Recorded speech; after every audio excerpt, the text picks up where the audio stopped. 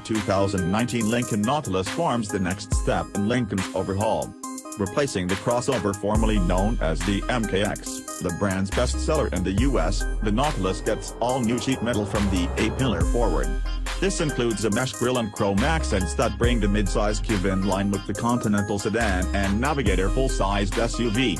A new base engine and more standard equipment help pad a price increase, the Nautilus starting at $40,340, plus $995 destination, for $41,335 total.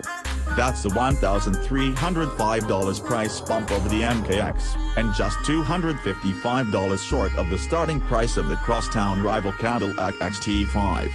Optional all-wheel drive adds $2,495. The standard engine goes down in power.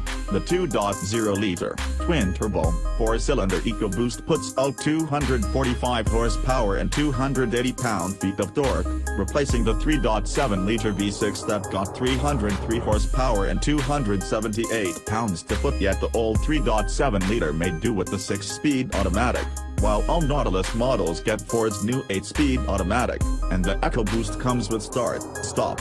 The optional engine, available on Select, Reserve, and Black Label trims, remains a 2.7-liter twin-turbo V6 with 335 horsepower and 380 pounds-to-foot, and costs a further $2,070.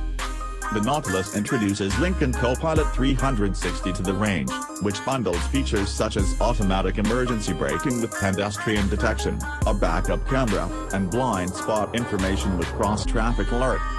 You can play around with all the options on the Nautilus configurator. While you're there, spare a thought for the MKZ sedan and MKT crossover. Assuming the MKC morphs into the Corsair, those are the last two Lincolns waiting for their aviation upgrades.